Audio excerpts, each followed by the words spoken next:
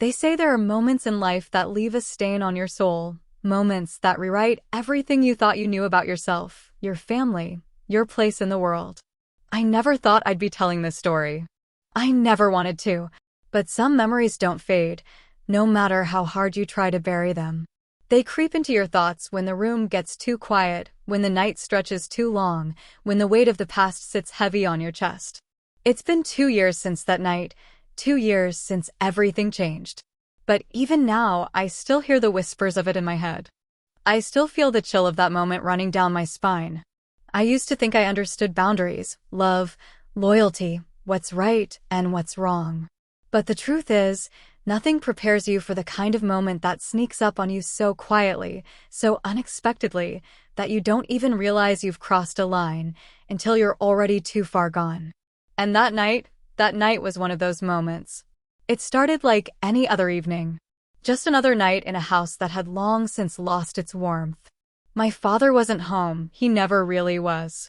Mom was in her room, lying in bed, the dim light from the bedside lamp casting shadows across her face. She looked tired. Not just tired, exhausted. Like she'd been carrying the weight of the world on her shoulders for too long. I remember standing in the doorway, hesitating for a second before stepping inside. I didn't know why I felt uneasy, why something about that night felt different. Maybe it was the way she looked at me, her eyes searching for something unspoken. Maybe it was the way the air felt heavier than usual, like the walls themselves were holding secrets. I should have left then. I should have turned around and walked away. But I didn't. I sat down at the edge of her bed, the old mattress dipping under my weight. We talked, just like we always did. About nothing. About everything. About how lonely she felt, how distant Dad had become, how the silence in the house had started to feel like a presence of its own. I listened. I understood. And maybe that's where it all started. That quiet, unspoken shift. The one that changes everything. And then, my brother walked in. He wasn't supposed to be there. He wasn't supposed to join us in that room. But he did. And from that moment on, nothing was the same. What happened next? You won't believe it. But before I go on, make sure you subscribe, because this is just the beginning. If you love real, raw, and gripping stories, ones that make you question everything, then trust me, you don't want to miss what comes next. When my brother stepped into the room, something shifted. It wasn't obvious, not at first. It was subtle, like the way the air suddenly felt thicker, how the space between us no longer felt as natural as it did just moments before. He didn't say anything at first. Just stood there in the doorway, his hand resting against the frame, his eyes flickering between me and Mom. It wasn't strange for him to come in, he had done it plenty of times before. We were a family, after all. But that night, something about it felt different. The lamp on Mom's nightstand cast a dull, amber glow across the room. Outside, the house was silent, except for the occasional creak of the wooden floorboards settling. Dad wasn't home, as usual. He worked late, sometimes didn't come back until early morning. And, even when he did, he was more of a ghost than a presence. Mom barely spoke about him anymore. Not in anger, not in sadness. Just nothing. Like she had already accepted that the man she married was a stranger now, like she had made peace with the fact that he was more of a roommate than a husband. And me? I was used to feeling alone. Even in a house full of people, I had always felt like an observer, watching, listening, but never truly part of anything. I kept my feelings to myself. The things I longed for, the things I wished I could say, all remained locked inside, like secrets I was too afraid to admit even to myself. But that night, as I sat there on Mom's bed, something unspoken passed between the three of us. It was in the way my brother hesitated before stepping inside. In the way Mom's fingers lightly traced the pattern on the blanket as if she was lost in thought. In the way none of us said anything right away, like we were all waiting for someone else to break the silence. Mom had always been beautiful. Even now, despite the exhaustion etched into her face, despite the sadness in her eyes, there was something about her that still drew people in. Maybe it was her softness, the way she spoke, the way she carried herself. There was warmth in her, even if it had been buried beneath years of neglect. And my brother.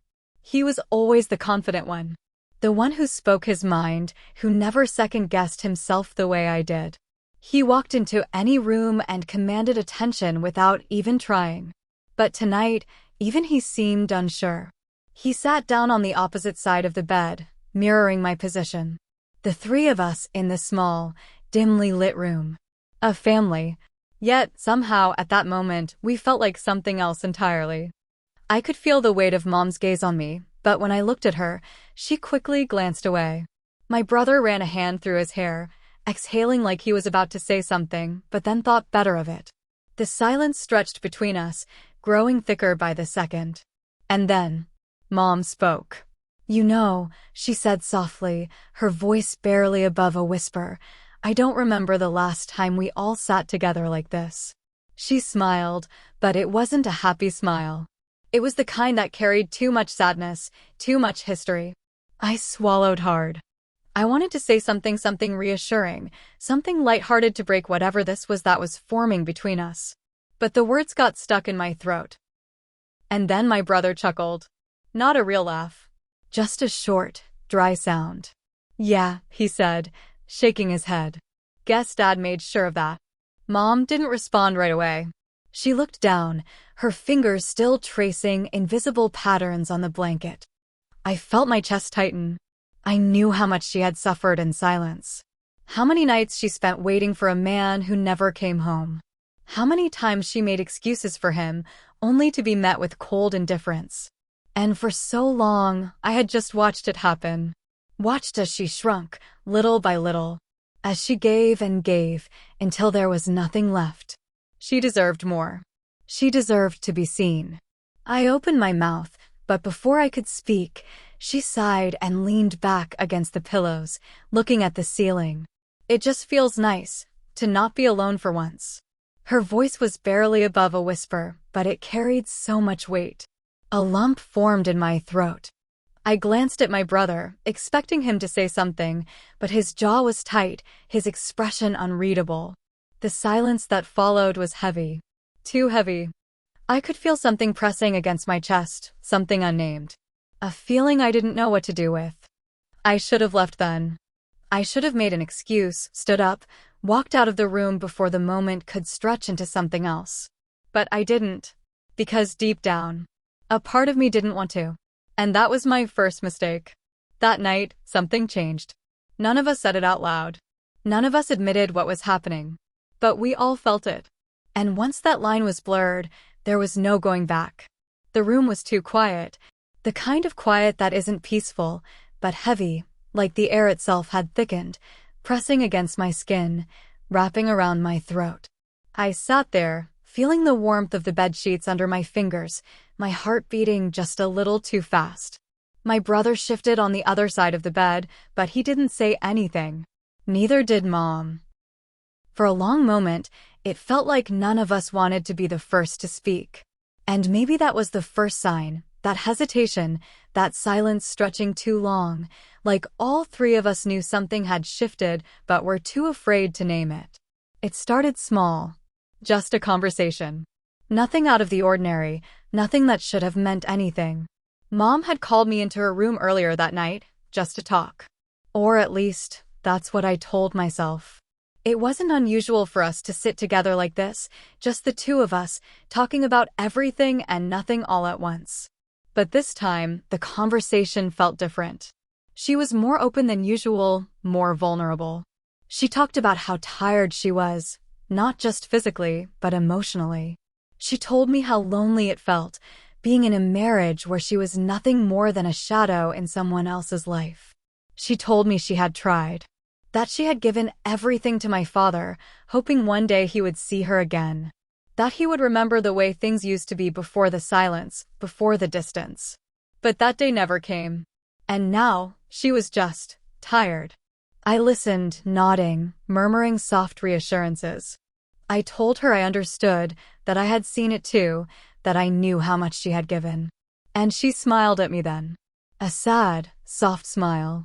One that made something inside me ache in a way I didn't quite understand. Then my brother walked in. and the air in the room changed.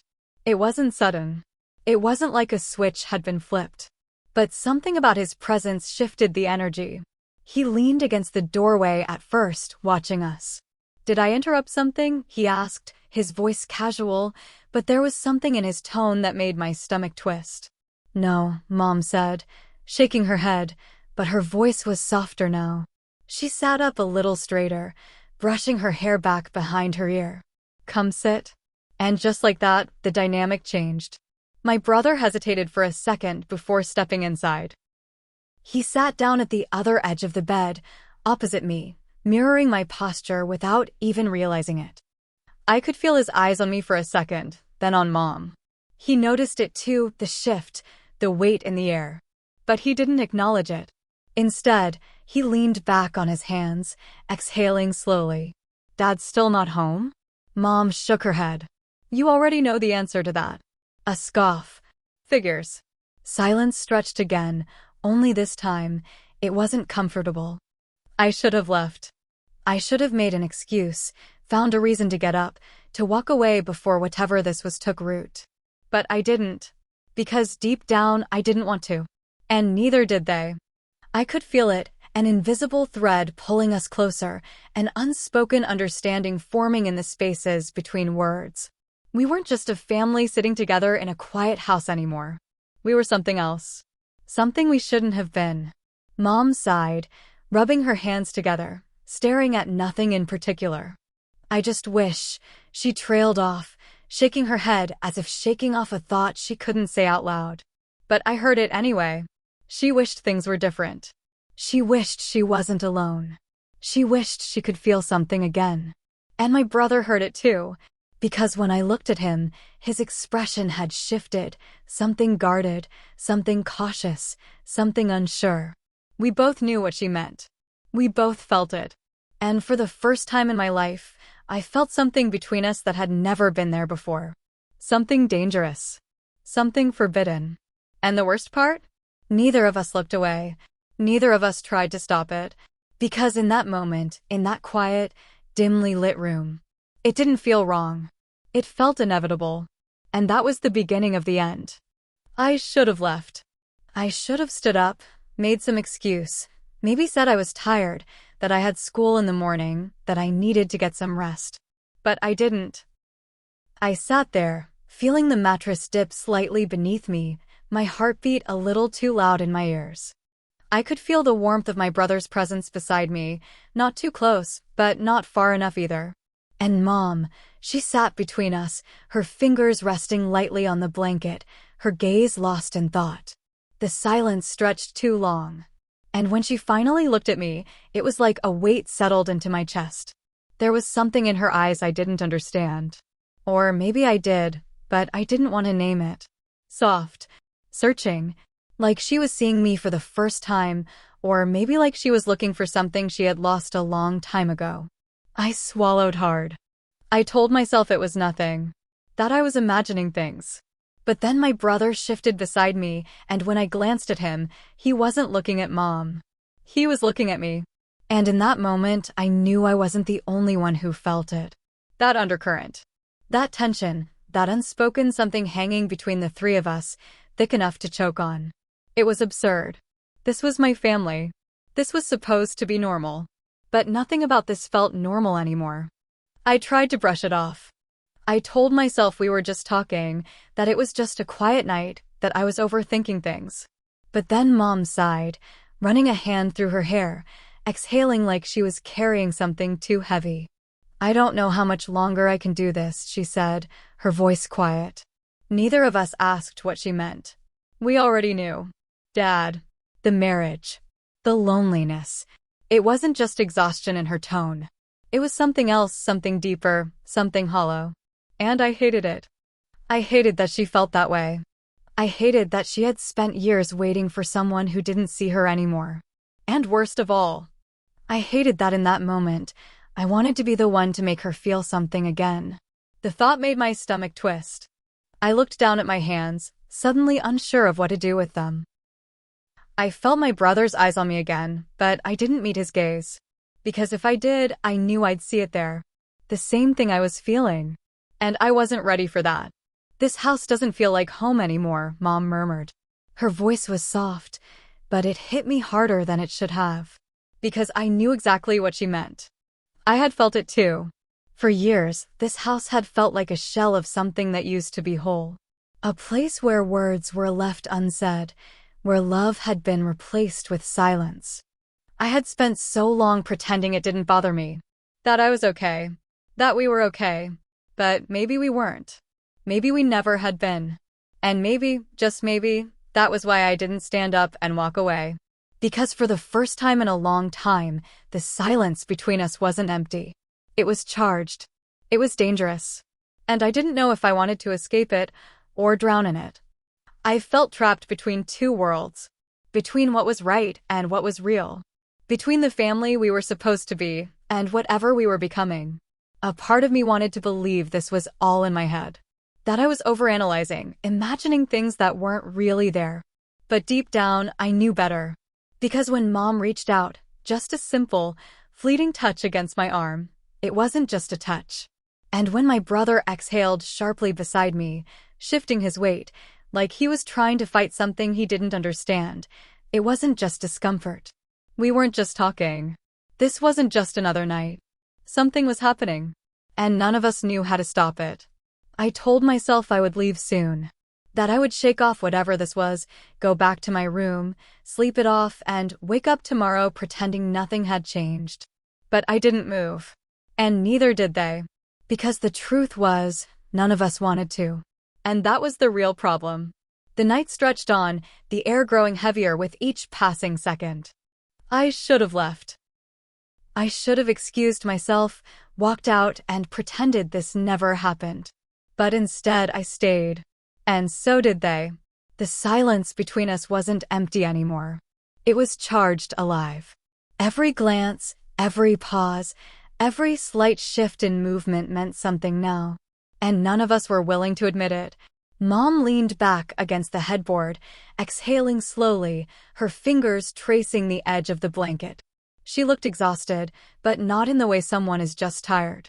It was deeper than that, like she had been carrying something too heavy for too long, and in that moment, she was just too drained to keep holding it together. "It's funny, isn't it?" she murmured, her voice barely above a whisper. "How people can be so close yet feel like strangers." Neither my brother nor I responded right away, because what was there to say? She wasn't just talking about Dad anymore. She was talking about us. My brother let out a small, humorless laugh. "Yeah," he said, shaking his head. "It's funny." Except it wasn't funny. It was tragic. And for the first time, I realized just how deep the fractures in our family really were. Mom glanced at me then, and for a second, I forgot how to breathe. Her eyes lingered, searching, waiting, as if expecting something from me that I didn't quite understand yet. It wasn't just a mother's gaze anymore. It was something else. Something I wasn't ready to name. My brother ran a hand through his hair, exhaling sharply. "Dad's never gonna change," he muttered. "You know that, right?" Mom smiled, but it was a sad, hollow kind of smile. "Yeah," she said. "I know." She sounded like someone who had already mourned a loss that had never been acknowledged. And for the first time, I felt angry. Not just for her, but for myself. For all the nights we sat at the dinner table, pretending things were fine. For all the times I watched her sit in silence, waiting for a man who never came home. I had never said it out loud before. I had never allowed myself to feel it. But now, it was all I could think about. Dad had failed us. Failed her. And maybe that was why this night, this moment, felt different. Because without him here, without his presence looming over us, we were finally seeing things for what they were. Mom wasn't just a wife left behind. She was a woman, a lonely, broken woman who had spent too many years waiting for something that was never going to happen. And my brother and I, we weren't just kids stuck in the middle of a broken marriage. We were witnesses. We had felt her loneliness. We had lived in its shadow. And for the first time, we were acknowledging it. Mom let out a quiet laugh then, shaking her head. "Listen to me," she said, running a hand through her hair. "I sound pathetic, don't I?" I opened my mouth to say no, to tell her she wasn't, but my brother beat me to it. "You're not pathetic," he said, his voice lower than usual. "You just deserve more." The way he said it, so direct, so certain, made something inside me tighten. Mom looked at him then, really looked at him, and for a moment, I swore there was something in her eyes that wasn't just sadness. It was something else. Something unspoken. Something dangerous. She reached for his hand, just a brief touch, fleeting, but it lingered a second too long. And in that second, I felt the air shift again. I looked away, pretending I didn't see it, pretending I wasn't watching the way her fingers curled slightly against his skin before she pulled away. Because if I acknowledged it, I'd have to admit what was really happening. And I wasn't ready for that. None of us were. The room suddenly felt too small, too warm. I cleared my throat, forcing a laugh. Well, this got depressing fast. Mom smiled at me, but it didn't reach her eyes. "Sorry," she said softly. But she wasn't sorry. And neither was my brother. Because for all the weight in the room, for all the tension buzzing just beneath the surface, none of us were pulling away. We weren't stopping it. We weren't pretending it wasn't there anymore. And that was the real problem. Because once you see something, you can't unsee it. And once you feel something, you can't unfeel it. I told myself it was nothing. That I was imagining it. That Mom was just lonely, that my brother was just protective, that the heaviness in my chest was just in my head. But I knew better. Because when Mom stood up, stretching, her shirt slipping just slightly off her shoulder, my brother's eyes flickered toward her before he quickly looked away.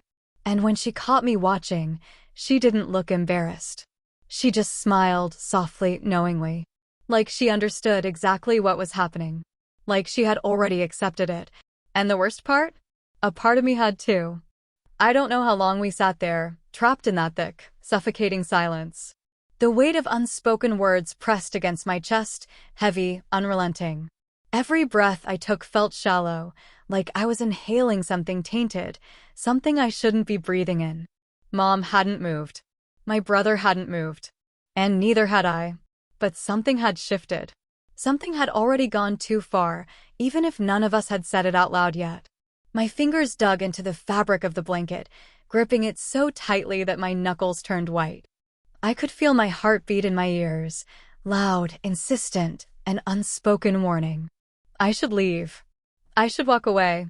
I should pretend none of this ever happened. But then Mom spoke. Soft, barely above a whisper. "I can't do this anymore." Her voice cracked on the last word, and it did something to me, something I didn't like, something I couldn't explain. My throat tightened. "Do what?"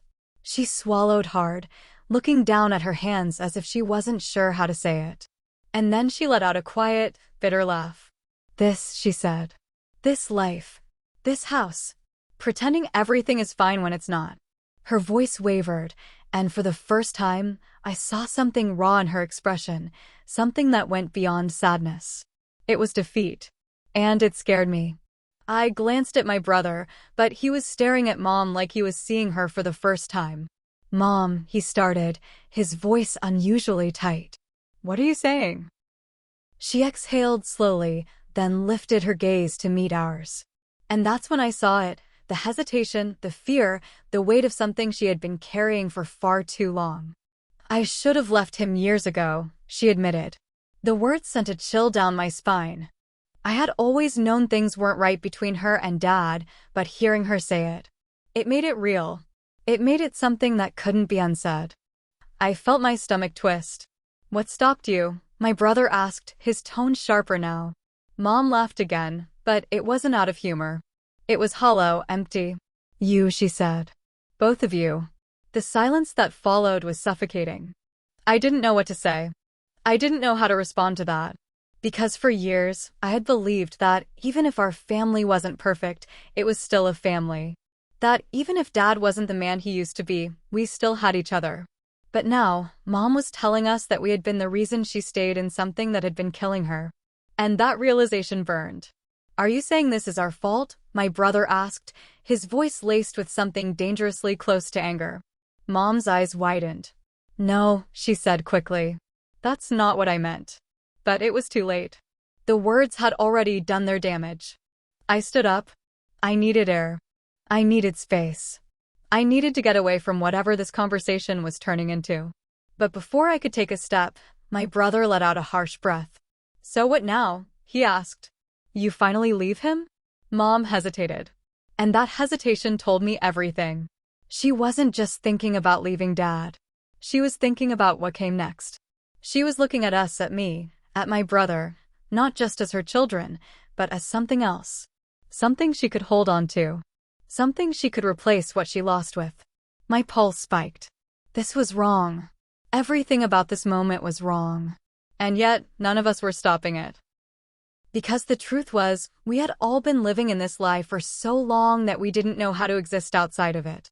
And for the first time, I realized, we weren't just watching our family fall apart. We were part of it. The air was thick with something I didn't have a name for. And then a door slammed downstairs. We all froze. The sound was sharp, cutting through the room like a blade. For a second, none of us moved. And then a voice echoed through the hallway. Deep. Cold. Dad. He was home. And that's when I knew. This was something we could never take back. Things only got worse from here. Subscribe now so you don't miss what happened next. The moment Dad's voice echoed through the house, the spell broke. I don't know how long we had been sitting there, wrapped in the kind of silence that could suffocate you if you let it. The weight of unspoken words, of shifting boundaries, of crossed lines, all of it came crashing down in an instant. And then came the sound of his footsteps. Heavy. Measured. Each one was like a countdown to something inevitable. Mom was the first to move. She straightened up, smoothing down the creases in her shirt, running a hand through her hair as if she could erase the last hour with a simple gesture. I watched her, my stomach twisting into knots. She wasn't just preparing to greet him. She was masking, acting like nothing had changed. Like we hadn't just been sitting in this room, on the edge of something that had no name but carried too much weight. My brother exhaled sharply beside me, pushing himself up from the bed. His movements were stiff, rigid, like he had just snapped out of something he didn't want to admit he had been part of. And me? I just sat there, my limbs heavy, my skin burning with something I didn't understand. Because no matter how much we tried to act normal, the truth was written all over us. Something had changed. And there was no going back. Dinner that night was quiet. Too quiet. Dad sat at the head of the table like he always did, scrolling through his phone between bites, not even pretending to care about the silence. Mom moved around the kitchen like clockwork, her hands steady as she set the plates down, poured water, cleaned dishes before we even had a chance to put them in the sink. But she wasn't really there. She hadn't been there since before he walked through the door. And neither had I. Neither had my brother. We weren't speaking. Not in the way that mattered, at least. We weren't looking at each other for too long, either. Because the truth was, if we did, if we let our gazes linger for just a second too long, we would see it. The shift. The moment that had cracked something inside all of us. Dad didn't notice, of course. He was too busy texting on his phone, nodding absently when Mom asked if he wanted more food. He was there, but he wasn't really there. And maybe that's what made it worse. Because even after all these years, he still didn't see her. And maybe that was why she had looked at us that way earlier. Like we were the only thing left keeping her from disappearing completely. The thought made my stomach turn. I pushed my food around on my plate, my appetite completely gone. Mom finally sat down at the table, but she didn't eat either. She just picked at her food, her fingers lightly tapping against the rim of her glass, lost in thought. My brother sat across from me, jaw tight, eyes glued to his plate. He looked tense. Frustrated. Like he wanted to say something but knew he couldn't. And for the first time in my life, I felt something close to fear. Because if he said something, if he even hinted at what had happened in that room, what would she do? What would I do? And worse, what if Dad noticed? That night, I lay in bed staring at the ceiling, my mind replaying every second of what had happened. Every glance. Every word. Every breath of silence that had meant more than anything we had actually said. I felt sick. Not because of what had happened, but because a part of me didn't regret it. A part of me had wanted it, wanted to be seen, wanted to be needed. And so had my brother. And so had she. That was the worst part. Because even though we had stopped, even though nothing had happened, it still felt like we had crossed a line we could never come back from. And now we were trapped in the aftermath of it. Trapped in the silence. Trapped in the weight of something none of us knew how to name. When I walked into the kitchen, Mom was already there, her back to me as she made coffee. She turned when she heard me enter, her lips parting like she was about to say something important, something real. But then my brother walked in behind me. And whatever she had been about to say, it disappeared. Just like that. She offered us a small, tired smile, handing us each a cup like nothing had happened.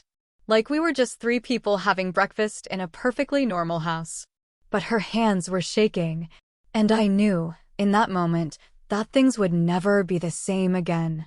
My brother took his cup without a word, barely looking at her before turning and walking out of the kitchen. I followed him a second later, but not before I caught the way Mom exhaled, gripping the counter like she was trying to hold herself together. And in that moment, I knew, whatever we had become in that room last night, whatever line we had danced dangerously close to crossing, we weren't done. We were just getting started. And that terrified me more than anything. Nothing would ever feel normal again. And deep down, none of us wanted it to. Because once you wake up from a dream, you can't go back to sleep. And once you let yourself want something forbidden, you can't pretend you never felt it. Not when it's right in front of you every day. Not when you know they feel it too. We thought we could just move on. Pretend it never happened. But we were wrong. So wrong. I couldn't escape it. No matter where I went, no matter how much I tried to distract myself, it followed me. It was in the way Mom glanced at me when she thought I wasn't looking. It was in the way my brother sat across from me, avoiding my eyes, speaking less, his presence both too much and never enough.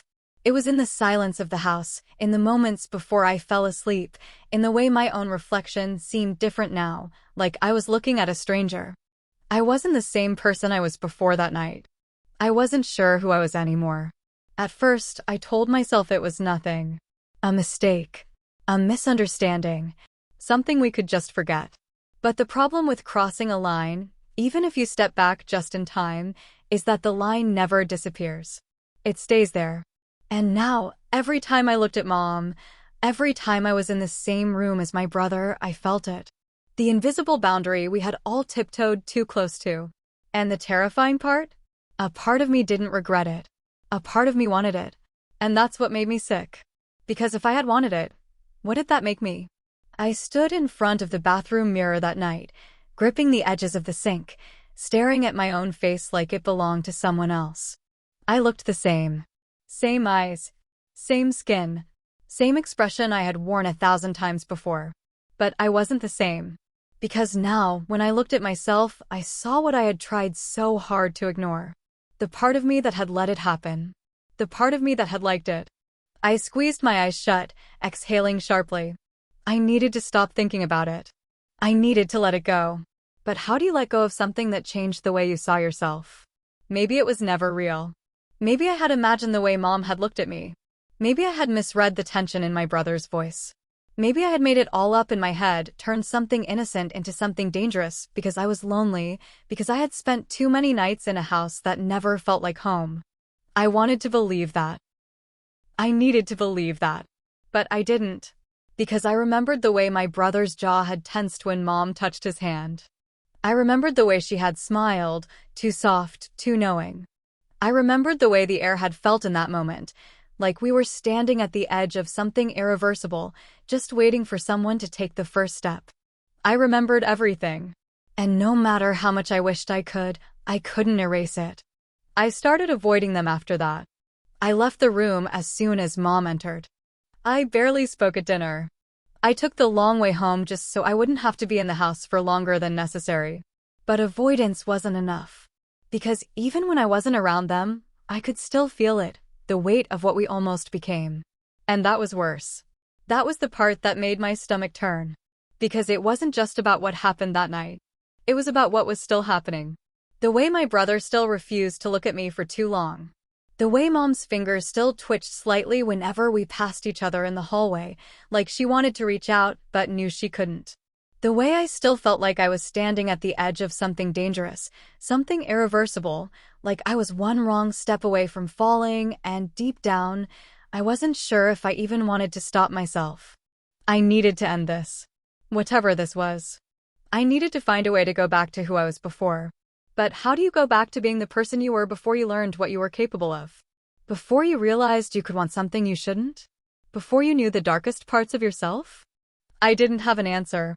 I just knew that I had to find one fast. Because if I didn't, I wasn't sure I'd ever be able to stop myself from falling. Some lines, once blurred, never become clear again. Some moments, once felt, never truly disappear. And some secrets, well, some secrets are too heavy to carry alone. Maybe that's why I'm telling you this now. Because the truth is, I don't know what happens next. I don't know how to fix something that already feels broken beyond repair. I don't know if I can go back to who I was before that night, before the silence, before the weight of unspoken words changed everything. But maybe you do. Have you ever felt something you couldn't explain, something that blurred the lines of right and wrong? Something you knew you should walk away from, but somehow you just couldn't? What would you have done in my place? Would you have left that room the moment you felt something shift? Or would you have stayed, just like I did? Be honest. Because I need to know. Drop your thoughts in the comments, I'll be reading. And if you want to hear the rest of this story, if you want to know what happened next, make sure you like this video, subscribe to the channel, and turn on the notifications. Because trust me, this is far from over. And things only get darker from here. There are moments in life that define you. Moments that carve themselves into the deepest corners of your mind, shaping the way you see the world, shaping the way you see yourself. Some of them are beautiful. Some are devastating. And then there are the ones that live in the in-between. The ones that leave you standing at the edge of something dark, something you can't name, something you're not sure you ever want to name. I never thought I would find myself here. I never thought I would let myself get this far. But here I am. And the worst part? I don't even know if I regret it. Because the truth is, some mistakes aren't really mistakes. Some choices, once made, change you. And once you've seen yourself in a different light, once you've felt something you were never supposed to feel, you can't go back. Not really. Not in the way that matters. Because the past isn't something you can rewrite. It isn't something you can erase. It lingers. It stains. And sometimes it consumes you. I learned that night that some secrets are too heavy to carry alone. I learned that guilt doesn't always come from what you do. Sometimes it comes from what you wanted to do, what you almost did, what you still think about doing. And that's the part no one ever talks about. That's the part no one ever warns you about. Because some lines, once blurred, never become clear again. And some doors, once opened, never fully close. So be careful what you wish for. Because sometimes it comes at a cost you can't afford. Some mistakes are permanent. Some lines, once crossed, can never be uncrossed. And sometimes the scariest part is realizing you don't want to go back. Subscribe now. You won't believe what happens next.